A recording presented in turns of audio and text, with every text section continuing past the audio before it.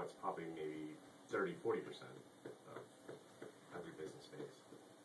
Because those are still great, reliable. But it's just trying to explain to them that, as you're saying, the trend is going this way.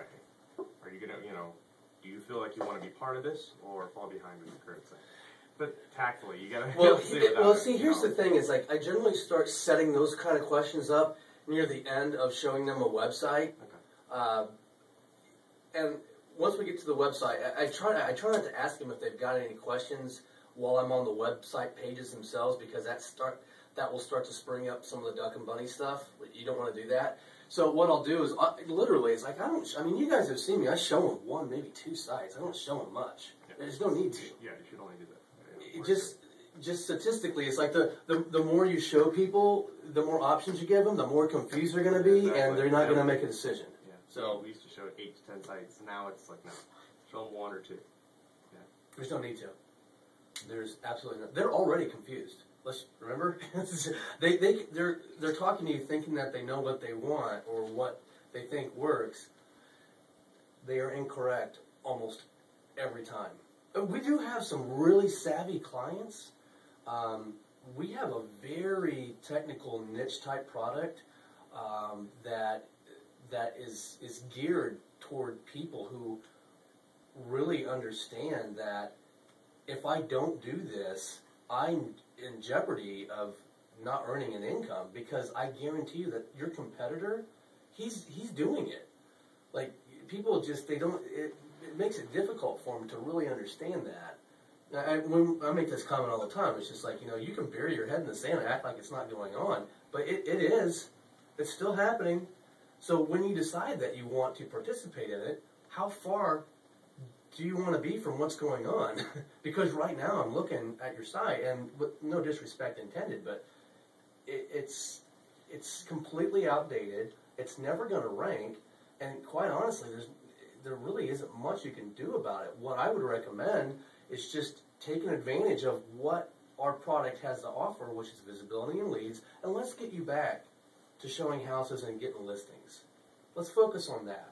If you want a secondary site that has like more personable information, that's great, and we can help you with that too. But in the meantime, let's get back to what's important. After I say something like that, I'll generally ask them, I'm sure you have some questions. What are they? Sometimes they will ask me a question, and then what I'll do from that point is I'll answer their question, and then I'll jump back into showing them like a feature on the website, right? And then after I've shown them a couple more features, what I'll do then is I'll ask them again, are there any more questions that you have?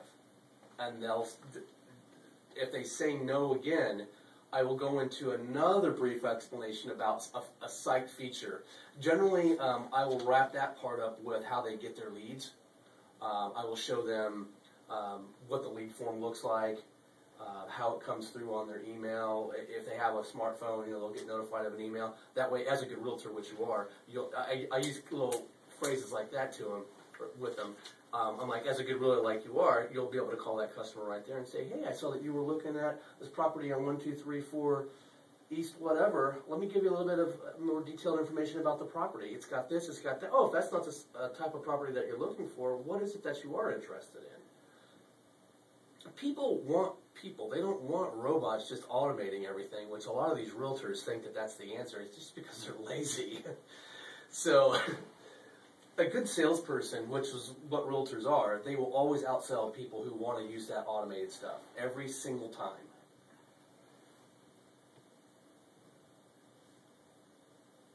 I'm going to just ask you guys, have you guys ever sold a customer since you've worked here without actually talking to them? Have you sold a customer strictly on Volusion? No. Have you sold a customer strictly on emails? No. People they need interaction with people. That's just what they do. That's never going to go away. So after I've explained how the lead system works to them and how they get their leads, I'm going to go ahead and close them right here. And this is what I'll say to them. And you can, listen, there are sales books and tactics and all kinds of ways that you can formulate things. This one seems to work the best, from my experience with it, is when you've got a customer to the point where you've asked them 3 times if they have any more questions, there's no right. There's no more objections. I mean, you've asked them 3 times. What are you going to do? Ask them 10 more times? If there's no objections and you've been able to do this with them, there's no more rebuttals because you've overcome all of those. There's only one thing left to do. You have any more questions? And the customer says no the 3rd time. What you do from that point is you shrink down your box and you shrink down the website, and then you pull the billing form and you say, let's go ahead and get you started getting leads right away. And you pull the billing form up.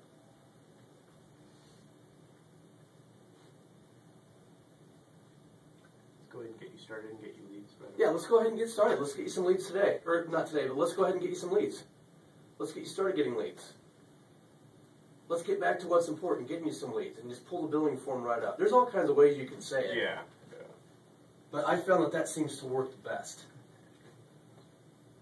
Okay, once you go through it, the last thing you want to do is show them how the leads look when they come across, because the whole point of the conversation, visibility leads, visibility leads, visibility leads, you're constantly punching that home. So after you've shown them the websites, you've shown them some examples, you've done what you're supposed to do as a salesperson, you've asked them twice already if they have any questions, so you're answering the questions as you go. Then once you, let me go ahead and show you what your leads are going to look like. And then it's on the get leads. I know you guys know where that's at, right? So you can say this is how they come across. You show them the squeeze page. You show them how the lead looks, and then ask any questions on that. Okay, great. Shrink it down. Billing form up. Let's go ahead and get you started getting leads right away. Let's go ahead and get this going. And if you're usually at that point, they're either going to go, wow, I just got closed, or wow, I'm really excited.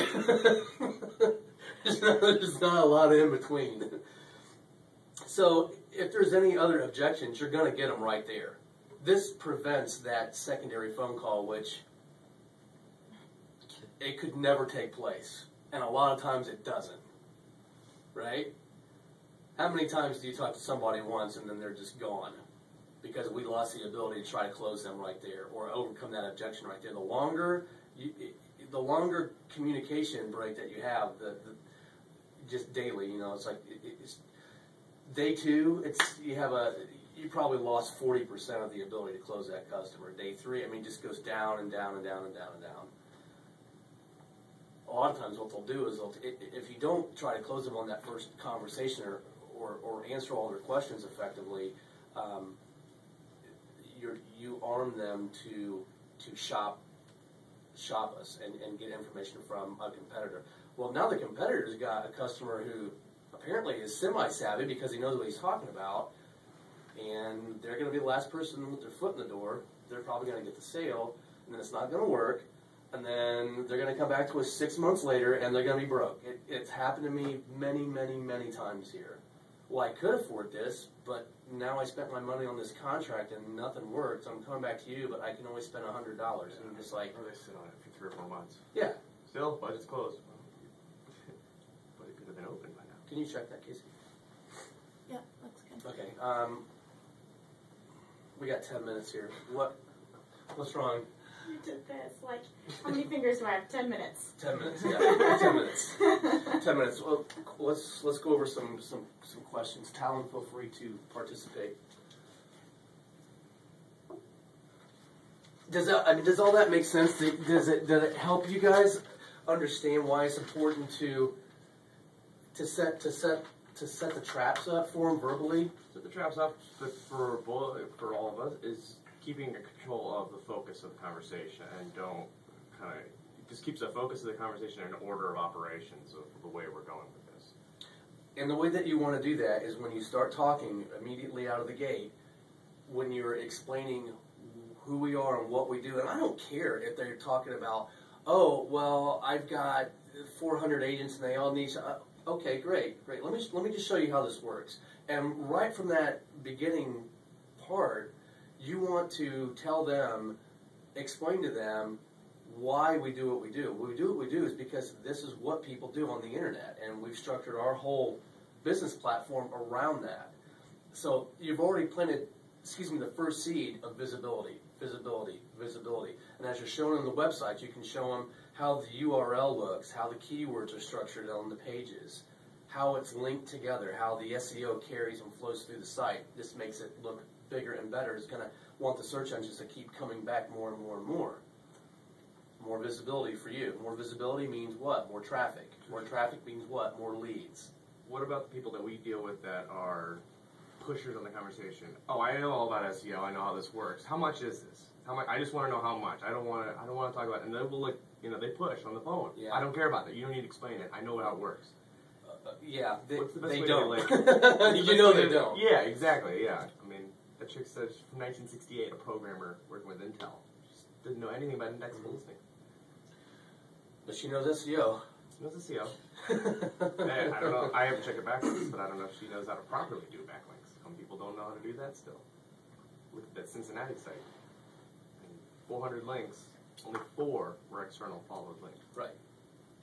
100 Right. times of mistakes.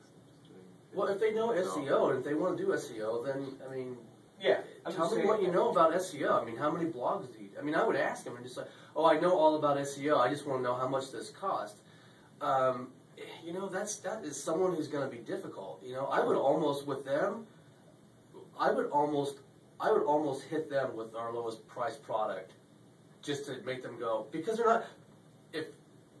If you don't give them a price of some sort, they're going to go away. If you give them a price, they're probably still going to go away, right? Yeah. So why don't you just say, well, our starter package that we offer is $29 monthly hosting. Just tell them that. Mm-hmm. Yeah. And then they're going to go, oh, $29. No, that wall's gone, right? Yeah. Now you go back into just your regular pitch. Yeah, it's $29 monthly hosting. What this does is we do all the on-site SEO, we do all the on-site optimization for you. So you know SEO, you're going to go ahead and do the off-site SEO, so we're not going to worry about that. Let me just pull up one of these. Are you in front of your computer? Let me just pull up one of these sites for you. And then you go right into your regular pitch. Yeah, okay, cool. Yeah, we are the ones who invented indexable listings. You know what indexable, SEO, you know indexable. Okay, great. So what we found is that 90%, just like you normally would, just start to finish. Those people are no different than anyone else. They just want you to think they're different because they don't want to be taken advantage of by not knowing.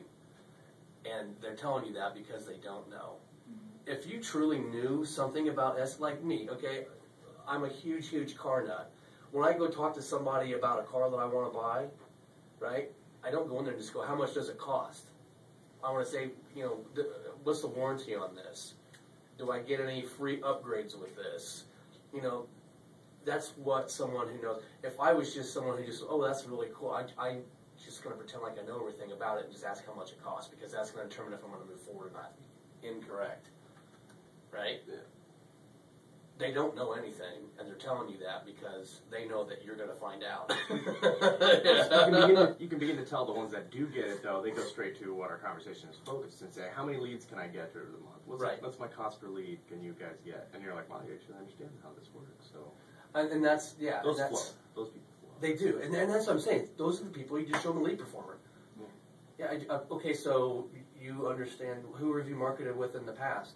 Tiger Leads, Boomtown, Market Leader, right? Yeah.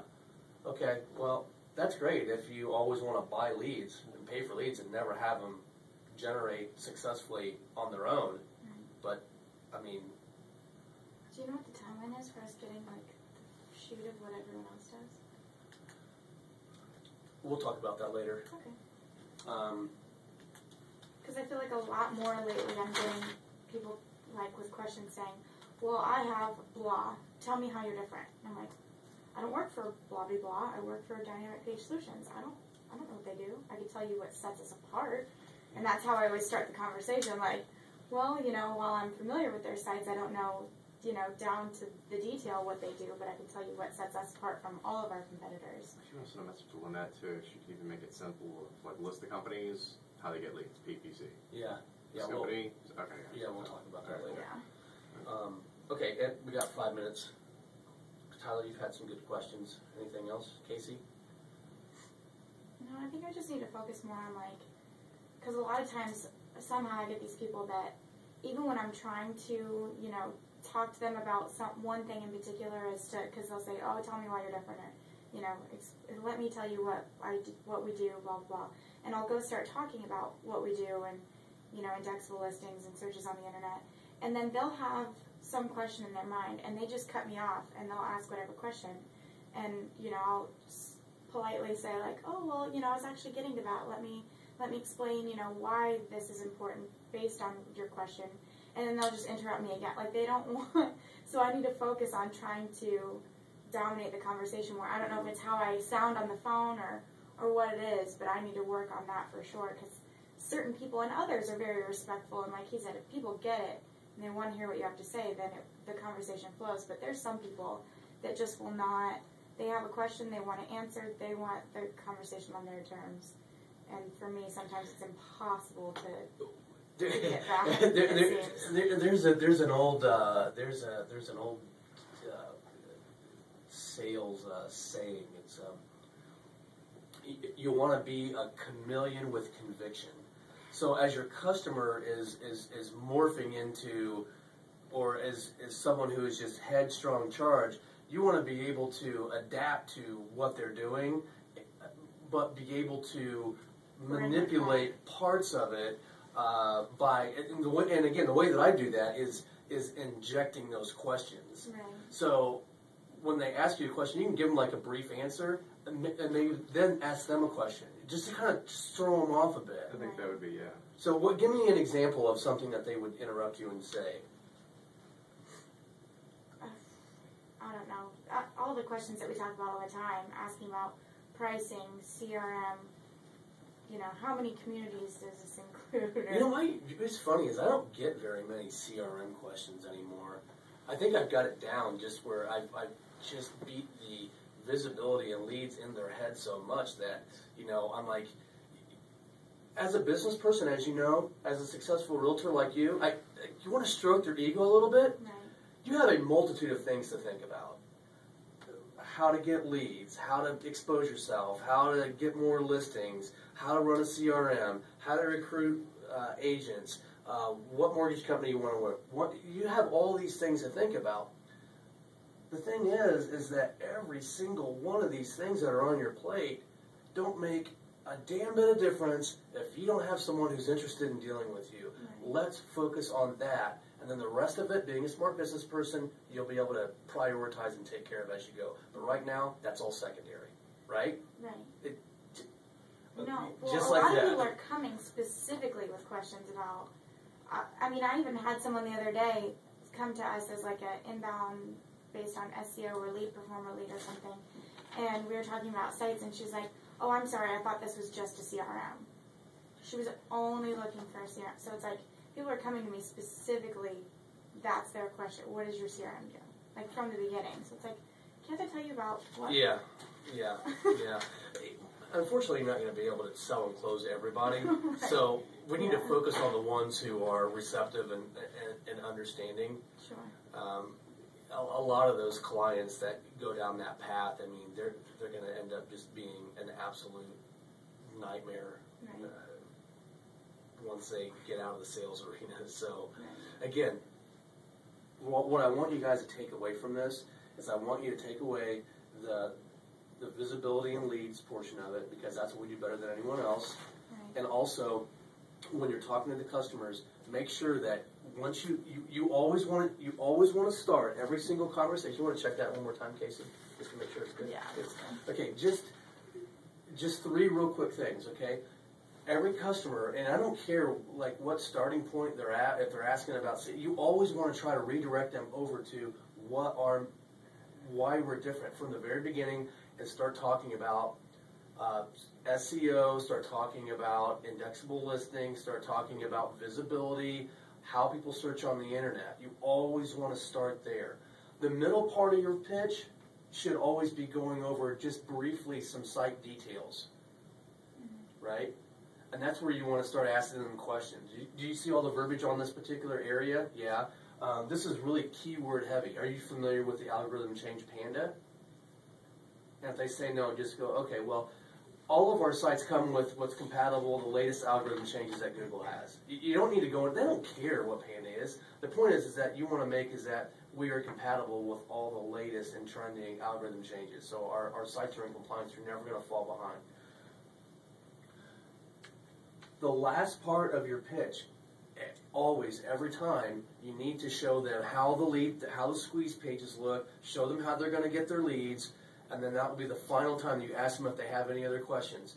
But generally what I'll do is I'll go through the visibility part with the SEO, visibility SEO, and then I'll go into, at that point I'll ask them, do you have any questions about this? And then if they say no, then I'm moving on to the website areas.